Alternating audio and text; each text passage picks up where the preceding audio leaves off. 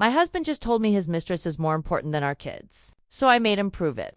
I never imagined I'd hear those words from Ryan, my own husband. Yet there they were, cutting through the morning sunlight and the laughter of our kids in the living room like shards of glass. She's more important than the kids, he said, as casually as if commenting on the weather. I froze, coffee halfway to my lips, heart hammering in my chest. Emma and Noah were building some impossibly tall Lego tower, blissfully unaware of the betrayal unfolding in the kitchen. The world narrowed. I felt every heartbeat, every shallow inhale, every surge of disbelief. "Excuse me," I managed, voice tight, trembling despite myself. Ryan leaned back, arms crossed, calm, smug-like. He was daring me to flinch. "What?" he said, theatrically confused. "You just said she's more important than the kids," I said, measuring every word. "Yes?" he smirked. Like it was a challenge. I wanted to scream, to throw the mug, to disappear into the floor. But instead, I stood rigid, letting the anger coil, letting clarity take root. This wasn't just cruelty, it was a declaration, and if he could say it so easily, I could make him prove it. I watched him, cataloging the little tells I had ignored for months. The casual dismissals, the subtle glances at his phone, the sighs at family plans. All the tiny betrayals added up to one undeniable truth he thought he could place. Someone else above our children without consequence. That morning, as sunlight cut across the counters and our kids laughed in the next room, I made a silent promise. I would not react blindly. I would not collapse under the weight of shock or anger. I would make him show, through his actions, where his true priorities lay. And in that quiet, tense kitchen, I realized something terrifying and liberating. The fire he had ignited with his words was mine now, controlled, focused, and unrelenting. This was my breaking point. I wouldn't just survive his betrayal, I would turn it into proof he could never deny. We were sitting in the kitchen, the morning sunlight cutting across the counters like sharp blades. Our two kids, Emma and Noah, were laughing in the living room, building some impossible Lego tower. Their joy should have been the center of the world. My world? But Ryan's words made it seem like I was standing outside of it, watching someone else's family in motion. I could feel a burning heat crawl up my neck, and my palms started to sweat. My mind raced, trying to understand if I'd misheard. If the stress of our sleepless nights and juggling schedules had made my ears invent cruelty. But no, he repeated it, smirking almost as if testing me. "I'm serious. She's more important than the kids." I wanted to reach out and shake him. My chest ached, but my hands remained at my sides. I fought the urge to cry, knowing if I did, it would be interpreted as weakness, proof that he was right about me being fragile, emotional, too sentimental. I could feel the old coil of anger, disappointment, and betrayal tighten in my stomach. The same knot I felt every time he brushed past my hints of unhappiness over the past few months. Subtle, dismissive gestures, rolling his eyes when I asked for help, sighing when I suggested family outings, laughing at my overreacting, but this was public, unarguable, unmitigated. He had crossed a line no one could ignore. I remember the first sensation vividly, the world narrowing. The Lego clatter in the other room became muffled, the sunlight too bright, the air thick and unbreathable. I wanted to shrink, disappear into the floorboards, but my mind refused. For once, I wasn't going to let my survival instinct be weakness. I forced myself to look at him. His expression was infuriatingly calm, smug even. That ease was the part that hurt most. He had trained himself to deliver cruelty without flinching. I could almost feel the ghost of every dismissive comment he had ever made weaving together into this moment, wrapping around me like a vine of shame and disbelief. "Excuse me." My voice barely made it past my throat, sharp and trembling despite my efforts. Ryan leaned back, arms crossed, like he was settling in for a conversation he already knew would go his way. "Well, you said—" It wasn't genuine confusion. It was theatrical, a performance meant to annoy. The casualness of it made me want to throw something, smash the coffee mug, scream until the walls shivered. Instead, I took a deep breath, letting the air fill my lungs slowly, deliberately. I wanted to stay conscious of every inch of my body, to stay present, so that when I responded, it would be measured, sharp, undeniable. "I heard you," I said, each word measured. My throat tightened, but I forced it out. "You just said she's more important than the kids." He smirked again, small corner of his mouth tilting, the kind of subtle arrogance I'd known since our first argument 3 years ago. "Yes," he said, and it was almost a dare, as if seeing me flinch or break would prove his point. My hands curled into fists at my sides, nails digging into my palms. My ears rang, and I could feel the blood pounding behind my eyes.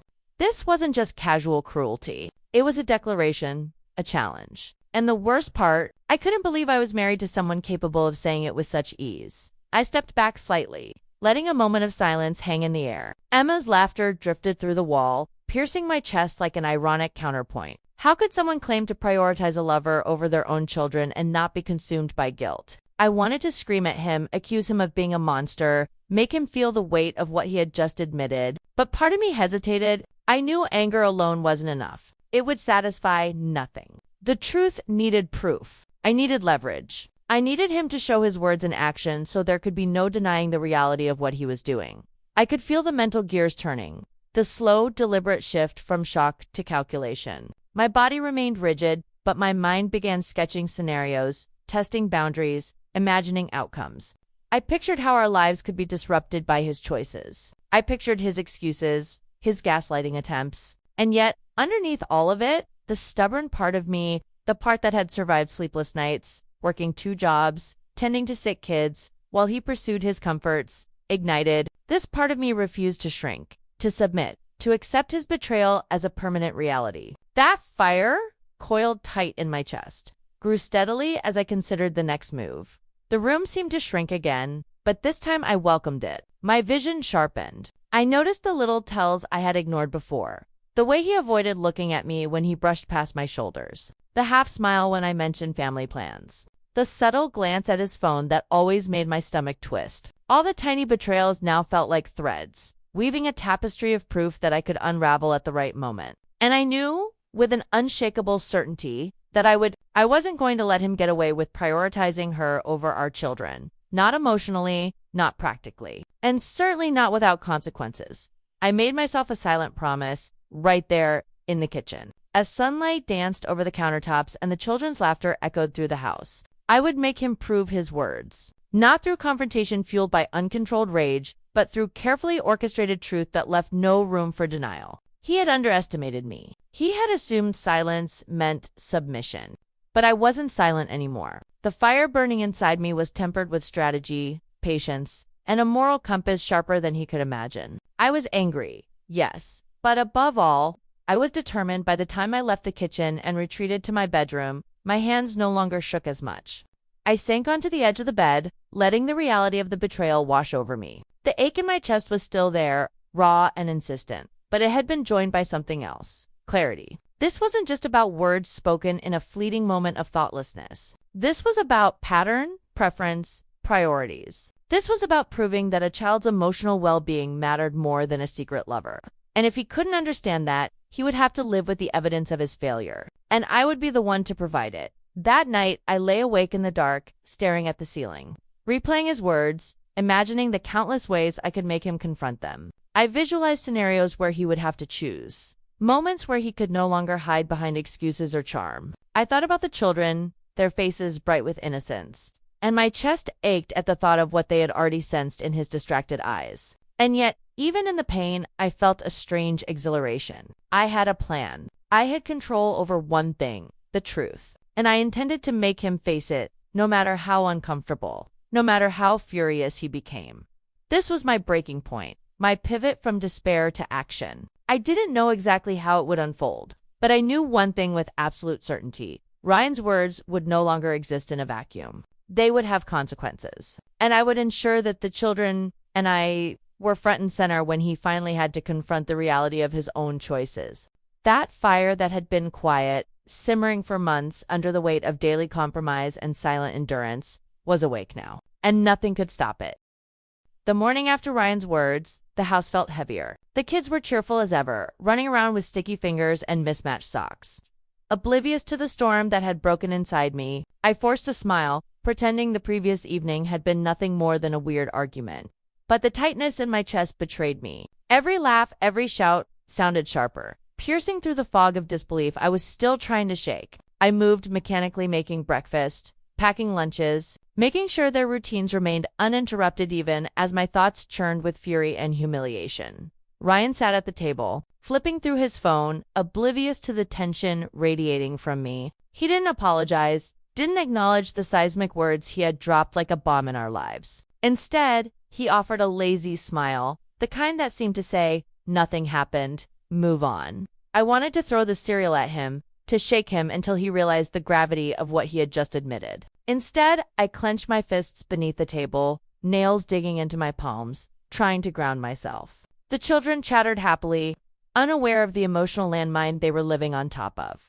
When I finally spoke, my voice was quieter than I wanted. Ryan, we need to talk. He glanced up, eyes slightly annoyed, eyebrows arched. About what? His nonchalance was infuriating, but it was exactly the reaction I needed to gauge him. I fixed him with a steady look, measuring his flippancy. About what you said last night. About her being more important than our kids.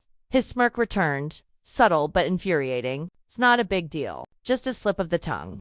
That casual dismissal tightened the fire in my chest. This wasn't a slip. This was a priority, laid bare. And it needed proof. The children finished breakfast and ran off to play. I followed Ryan into the living room, heart hammering with a mix of fear and anticipation. Do you understand what that means? I asked carefully, each word deliberate. He shrugged. I said it. It doesn't matter. They'll be fine.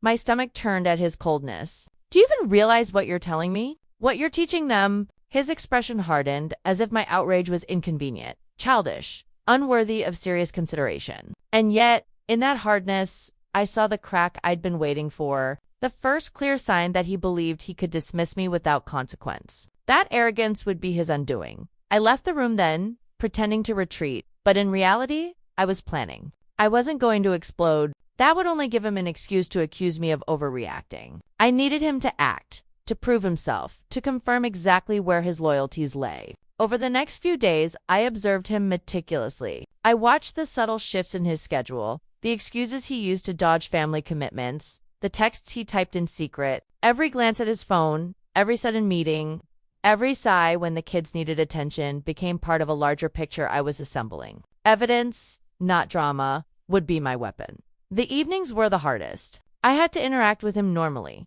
cook dinner, maintain the illusion of domestic stability while my mind calculated every step. Sometimes, I'd catch him lingering near his phone, a fleeting smile on his face, and my chest would tighten. I imagined her name lighting up the screen. Imagined him choosing a message to her over a bedtime story for Noah or reading Emma's homework aloud. Every imagined scenario fueled my determination, sharpening it, making me realize how blind I had been to his absence. His emotional detachment, his casual cruelty disguised as charm. One night, as the kids slept, I sat in the kitchen with a cup of tea, reviewing my mental list. Every instance of negligence, of prioritizing work or comfort over family.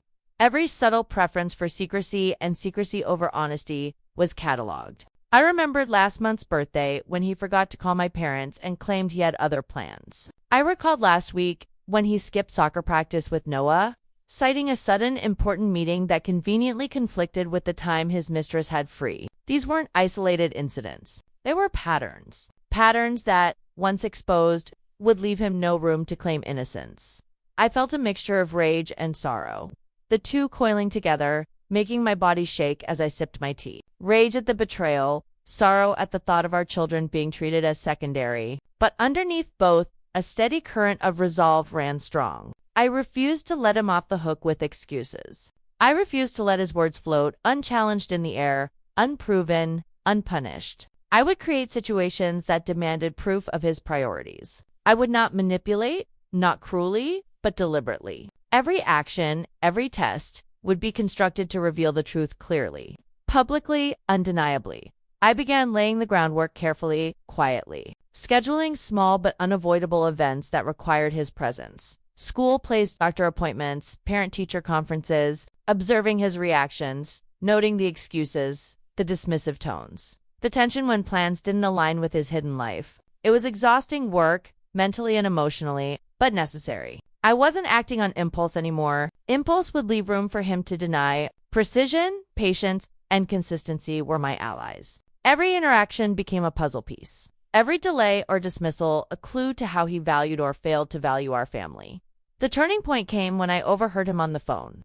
Late one night, his voice low, hushed words that made my stomach knot in familiar dread. I caught phrases like, "I'll see you tomorrow and don't worry about the kids." And my pulse surged. The reality of his priorities was no longer speculation, it was confirmation. He had chosen, repeatedly, to elevate her over our children. I sat in the dark, teacup cold in my hand, listening to the quiet house, and made a decision. This would no longer be theoretical. He would prove it in action, not in words. And I would be there every step, recording, observing, ensuring there was no ambiguity. By the time the next morning came, I felt a strange mixture of anticipation and grim satisfaction. The plan was forming, taking shape in my mind. I knew the road ahead would be uncomfortable, even explosive, but I had clarity. I had purpose. No longer would I be the passive spouse, silently enduring betrayal. No longer would our children be collateral in his selfish choices. The fire that had been simmering in my chest since the first confession of his priorities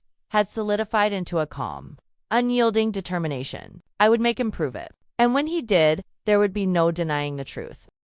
The first test I orchestrated came subtly, almost innocuous. I scheduled Emma's parent-teacher conference and Noah's dental checkup back-to-back on a weekday afternoon, making sure Ryan was aware weeks in advance. I watched him carefully as he absorbed the dates, noting the slight shift in his expression. That tightness, the micro-expression of annoyance, told me everything I needed to know. He tried to mask it with a casual nod, but I had learned to read between the rehearsed gestures, the forced smiles, the quick distractions. He was beginning to show cracks.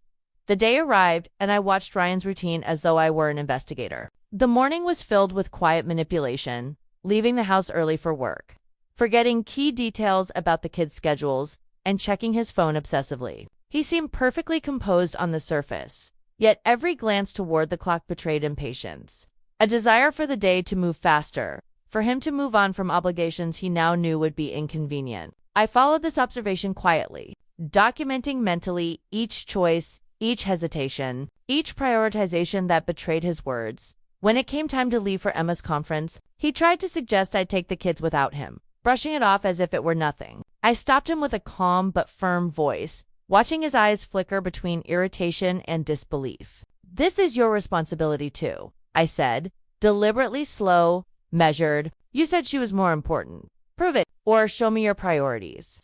His lips pressed into a thin line, jaw tightening. For the first time in weeks, I saw him truly confronted, the casual arrogance stripped away. It was a small victory, but a pivotal one. He realized he could no longer deny the choices he had made at the conference. I noticed his discomfort growing with every question the teacher asked. Each inquiry about the children's progress, their challenges, their strengths, seemed to weigh heavier on him than on me. His phone buzzed in his pocket once, twice, and I noticed the flicker of guilt or maybe recognition on his face. He was being forced to prioritize in real time. His excuses insufficient, his indifference impossible to maintain under scrutiny. I allowed myself a quiet satisfaction, not gloating, just noting that the strategy was working.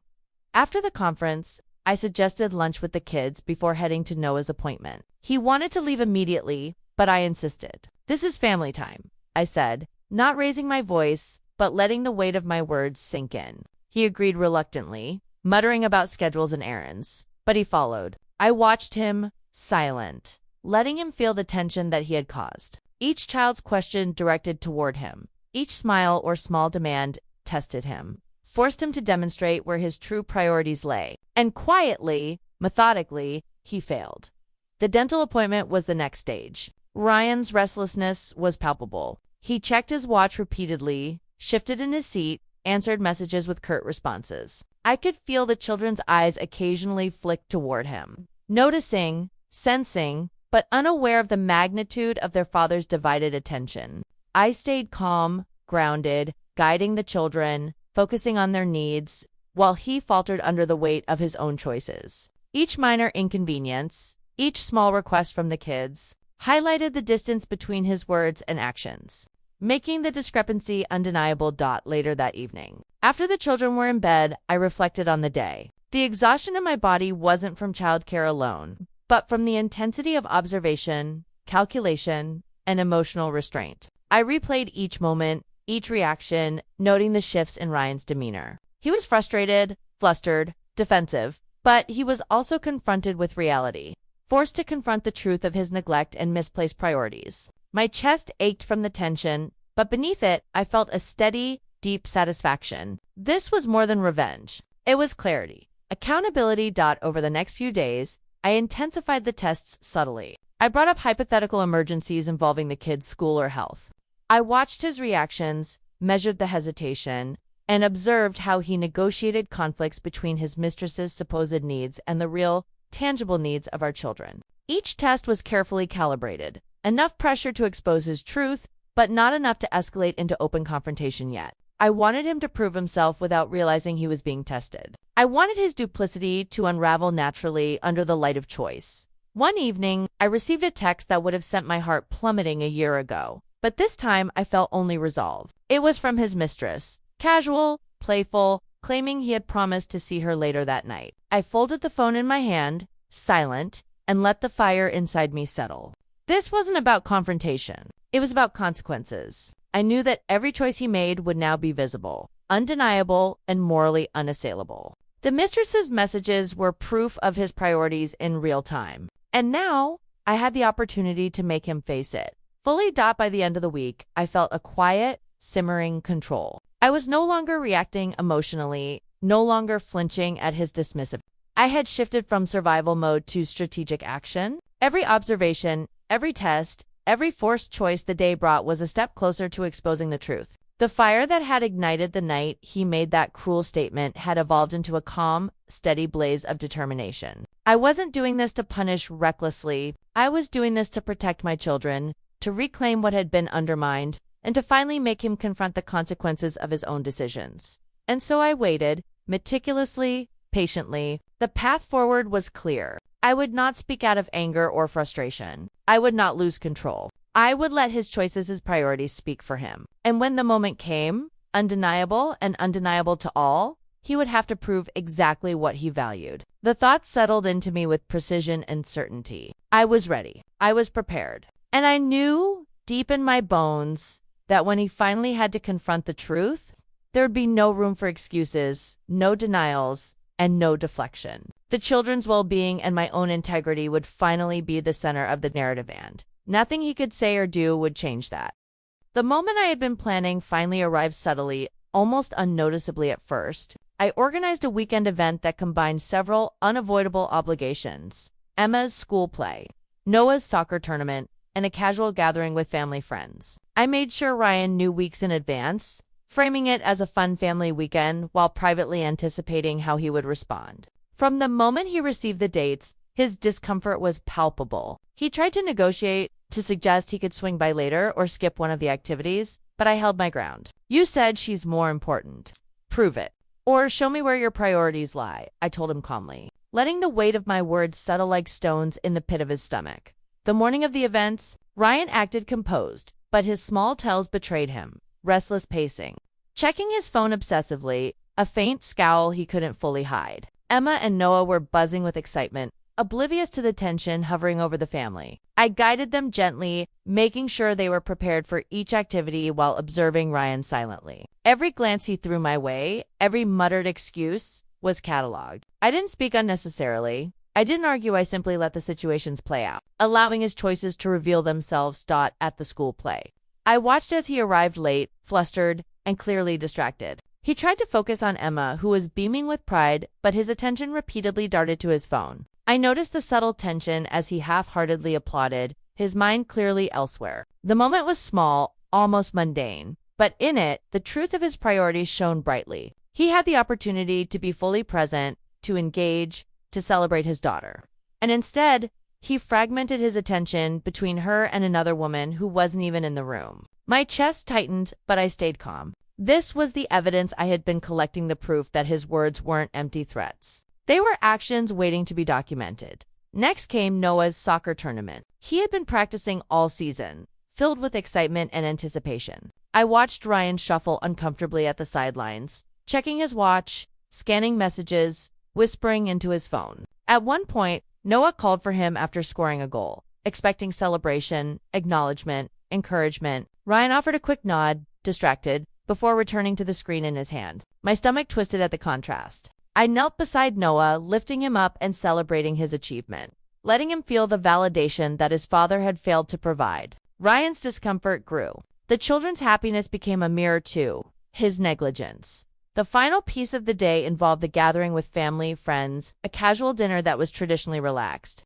I I subtly arranged it so that Ryan's mistress had made plans for the same evening, a fact I had discovered through careful observation of his calendar and messages. As the dinner progressed, I mentioned, almost offhand, that he would need to leave early for another commitment. His reaction was instantaneous, tension in his jaw, a flash of panic in his eyes, fingers drumming nervously against the table. He realized the collision of choices was unavoidable. He would have to prove, in front of witnesses, where his loyalties truly lay.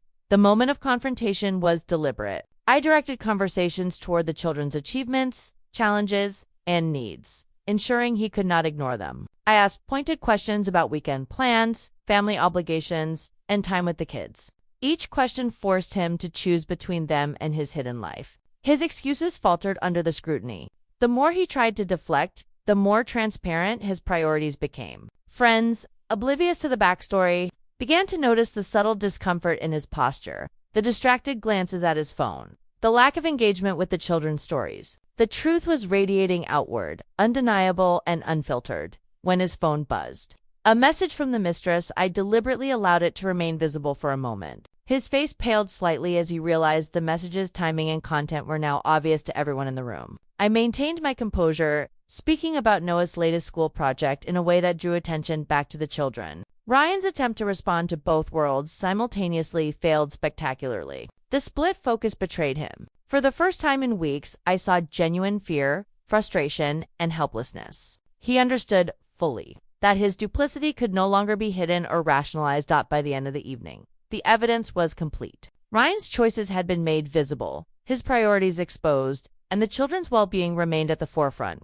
No excuses, no charm, no casual dismissal could erase what had transpired. I watched him process the reality silently, unable to regain the composure he had relied on for so long. Emma and Noah had received my attention, care, and validation throughout the day. They had felt secure, seen, and loved. His inability to meet that standard was stark, undeniable, and irreversible.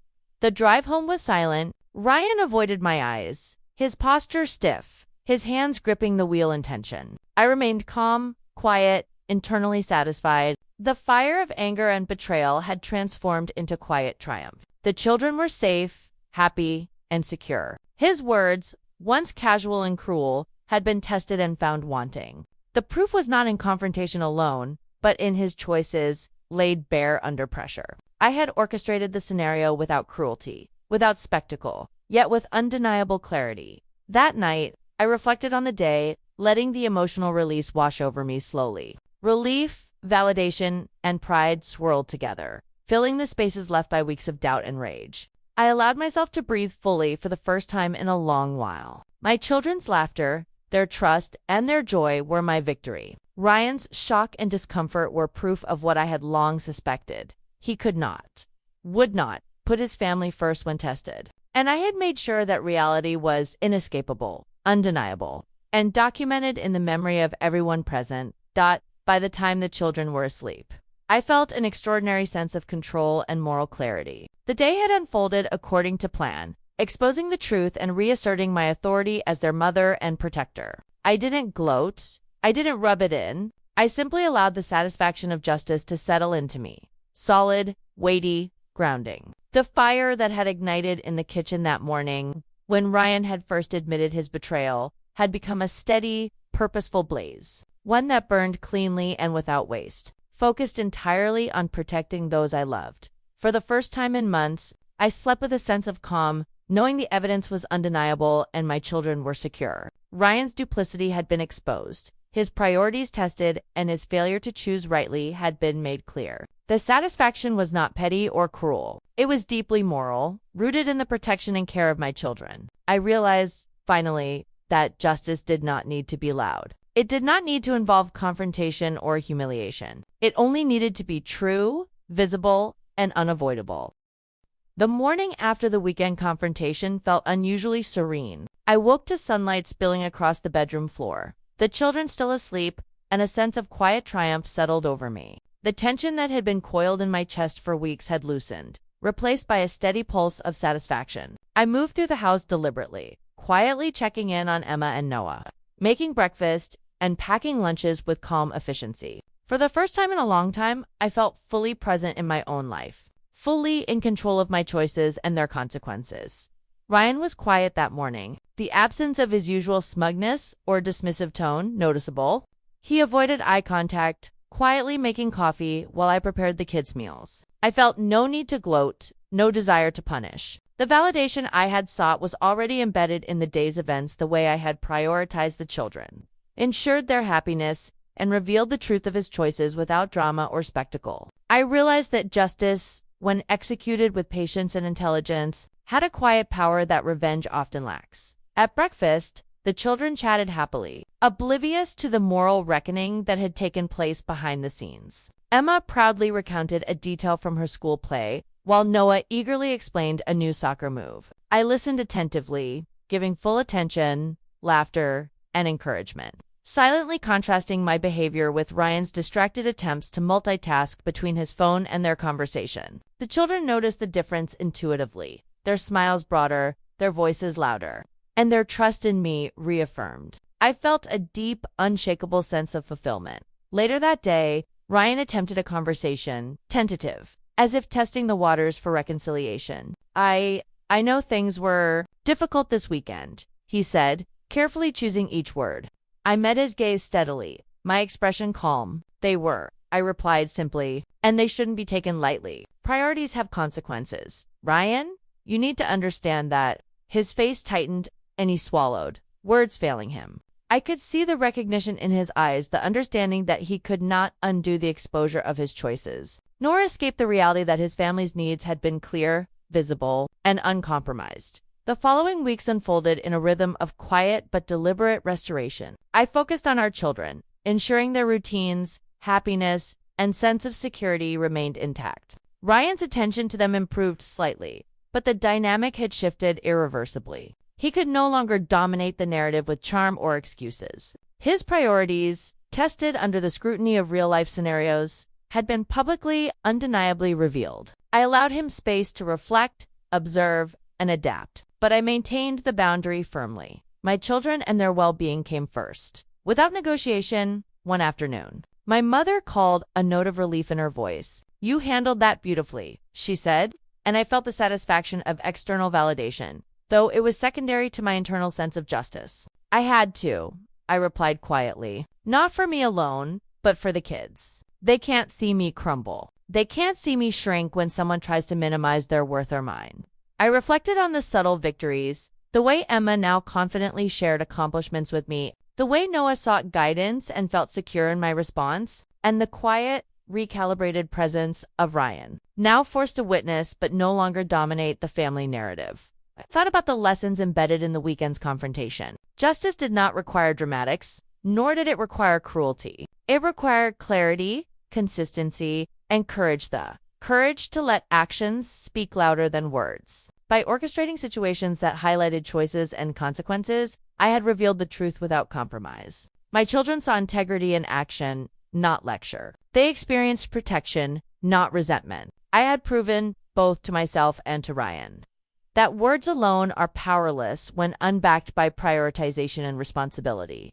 There were still difficult moments when old habits threatened to resurface, or when Ryan tested boundaries subtly, with a question here or an evasive answer there. But I had changed. I no longer flinched at his attempts to manipulate reality or prioritize distraction over attention. Each small test he presented was met with calm observation, subtle redirection, and, when necessary, gentle but firm correction. I had learned the strength of patience, the power of moral clarity, and the efficacy of strategic, deliberate action. Months passed, and a new equilibrium emerged. The children thrived in the stability and attention they received. Ryan remained a part of their lives, but the hierarchy had shifted. He was no longer free to place another above them without consequence. I watched quietly, feeling the satisfaction of a boundary established and maintained, the empowerment of having reclaimed control, the relief of knowing that my family's emotional well-being was protected. My role as mother and guardian had been reaffirmed, and for the first time in a long time, I felt entirely justified in my decisions. I reflected often on the nature of betrayal and accountability. Ryan's words had cut deeply, but their true significance lay in the opportunity they presented, the chance to test, observe, and correct behavior that had long been ignored. Revenge might have been tempting in its immediacy, But I realized the greater satisfaction and the morally sounder one was in orchestrating proof, allowing truth to emerge, and maintaining the integrity of my children's experience. I had acted not out of spite, but out of necessity. One evening, after the children were tucked into bed, I sat by the window with a warm drink, looking out at the soft glow of the neighborhood. The house was quiet, safe, and full of the invisible threads of care I had woven into it. I felt a calm I had not known for years, the satisfaction of having acted with both courage and moral clarity. The fire that had once roared inside me, fueled by rage and betrayal, had settled into a steady warmth, awareness, control, and empowerment. I had reclaimed my life, and in doing so, had ensured my children's security and respect would never be compromised again.